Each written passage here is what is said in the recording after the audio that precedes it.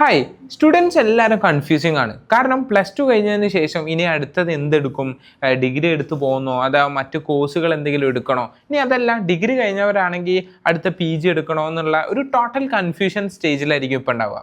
So ഇനി ഈ ഒരു വീഡിയോ നിങ്ങൾ കണ്ടു കഴിഞ്ഞാൽ നിങ്ങൾക്കൊരു കംപ്ലീറ്റ് ക്ലാരിറ്റി കിട്ടും. നിങ്ങൾ അറൗണ്ട് എന്തൊക്കെ നിങ്ങൾ ചൂസ് ചെയ്യണം, അല്ലെങ്കിൽ ചൂസ് ചെയ്യുന്ന സമയത്ത് നിങ്ങൾ എന്തൊക്കെ ശ്രദ്ധിക്കണം എന്ന്. ഇതുപോലത്തെ ഇൻഫോർമേറ്റീവ് വീഡിയോസിനായിട്ട് ഈ ചാനൽ ഇപ്പം തന്നെ സബ്സ്ക്രൈബ് ചെയ്യുക. ഇതുപോലെ ഒരുപാട് വീഡിയോസ് നമ്മൾ ഈ ഒരു ചാനലിൽ ചെയ്തിട്ടുണ്ട്. ജസ്റ്റ് പേജ് ഒന്ന് ചെക്ക് ചെയ്താൽ മതി. നേരെ വീഡിയോയിലോട്ട് പോവാം.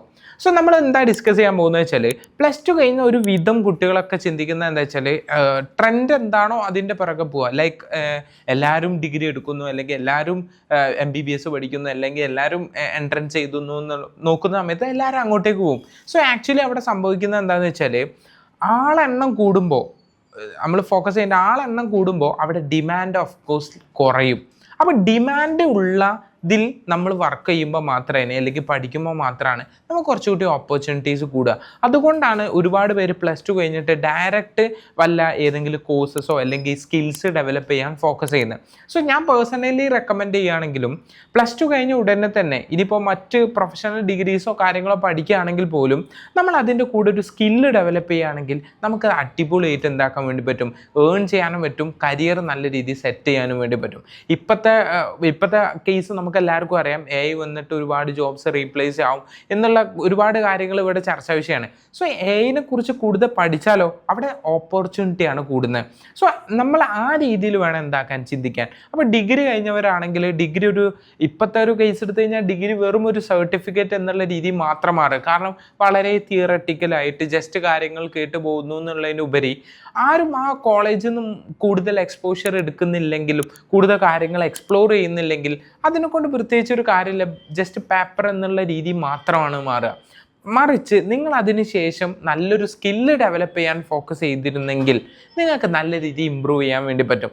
സോ ഏതൊരാളും പ്ലസ് ടു കഴിഞ്ഞ ഒരാളാണെങ്കിലും ഡിഗ്രി കഴിഞ്ഞ ഒരാളാണെങ്കിലും നിങ്ങളെ എക്സിസ്റ്റഡ് സ്കിൽസ് മനസ്സിലാക്കി അത് ഇമ്പ്രൂവ് ചെയ്ത് കഴിഞ്ഞാൽ നിങ്ങൾക്ക് നല്ല രീതിയിൽ അടിപൊളിയായിട്ട് കരിയർ ഉണ്ടാക്കാൻ വേണ്ടി പറ്റും. സോ ഇതെങ്ങനെ മനസ്സിലാക്കും, അവിടെയാണ് നമ്മൾ ഏറ്റവും വലിയ കൺഫ്യൂഷൻ.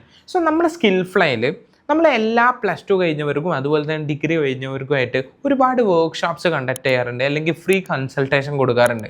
ഇതിലൂടെ ഒരു കുട്ടിക്ക് എന്താണ്, അവർക്ക് ടെക്നിക്കൽ സ്കിൽസ് ഉണ്ടോ, അവർക്കൊരു ഡിജിറ്റൽ മാർക്കറ്ററായി മാറാൻ പറ്റുമോ, അല്ലെങ്കിൽ HR ആയി മാറാൻ പറ്റുമോ, അതിൻ്റെ ബെനിഫിറ്റ്സ് അല്ലെങ്കിൽ നെഗറ്റീവ്സ് എന്തൊക്കെയാണ്, നമുക്ക് എന്തൊക്കെ സ്കിൽസ് അതുമായിട്ട് അലൈൻ ചെയ്യണം എന്നുള്ള ഡീറ്റെയിൽ ആയിട്ട് അവരുമായിട്ട് ഡിസ്കസ് ചെയ്യുന്ന ഒരുപാട് ഫ്രീ കൺസൾട്ടേഷനും ഫ്രീ വെബിനാർസ് നമ്മൾ കണ്ടക്ട് ചെയ്യാറുണ്ട്. സോ ഇതിലൂടെ ഒരു 3 month ഡിജിറ്റൽ മാർക്കറ്ററായി നിങ്ങൾ മാറുകയാണെങ്കിൽ, 3 month ഡിജിറ്റൽ മാർക്കറ്റിംഗ് കോഴ്സ് പഠിക്കുകയാണെങ്കിൽ അതിൻ്റെ ഒരു വൈഡ് ഓപ്പർച്യൂണിറ്റിയാണ്. സോ ഇത് മനസ്സിലാക്കണേ ഫസ്റ്റ് എന്ത് വേണം, നമുക്കത് ചെയ്യാൻ അറിയാമെന്ന് വേണം, അല്ലേ? നമുക്കൊരു ഇൻട്രസ്റ്റ് ഇല്ല, നമുക്ക് ചെയ്യാൻ അറിയാത്തൊരു മേഖലയിൽ പോയിട്ട് നമ്മൾ എന്ത് കാട്ടാനാണ്? സോ അവിടെ നമുക്ക് വേണ്ടത് എന്താ, കൃത്യമായ അതിനോടുള്ളൊരു ധാരണയാണ്. സോ ഇതാണ് നമ്മൾ സ്കിൽ ഫൈലൂടെ നിങ്ങൾക്ക് തരുന്നത്.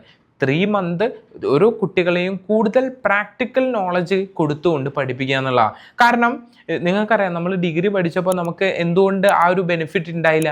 റീസൺ എന്താ? തിയറിയാണ് അവിടെ കൂടുതൽ, പ്രാക്ടിക്കൽ അവിടെ എന്താണ്, ഓഫ് കോഴ്സ് കുറവാണ്. സോ നമ്മൾ സ്കിൽഫുള്ളായിൽ നിങ്ങൾ കൂടുതൽ പ്രാക്ടിക്കൽ നോളജ് നൽകിയിട്ട്, തിയറി വളരെ കുറവാണെങ്കിലും കൂടുതൽ പ്രാക്ടിക്കലി ഇംപ്ലിമെൻറ്റ് ചെയ്ത് റിയൽ പ്രൊജക്റ്റ് വർക്ക് ചെയ്തിട്ടായിരിക്കും നിങ്ങൾ പഠിക്കാം. സോ നിങ്ങൾക്ക് ഇതുപോലെ കൂടുതൽ ഇൻഫോർമേറ്റീവ് കാര്യങ്ങൾ അറിയാനായിട്ട് ഈ ചാനൽ ഇപ്പം തന്നെ എന്താക്കുക, സബ്സ്ക്രൈബ് ചെയ്യുക, ബെല്ലൈക്കൺ ക്ലിക്ക് ചെയ്ത് കഴിഞ്ഞാൽ ഇതുപോലത്തെ ഇൻഫോർമേറ്റീവ് വീഡിയോസ് നിങ്ങൾ നോട്ടിഫിക്കേഷൻ ആയിട്ട് കിട്ടും. So by.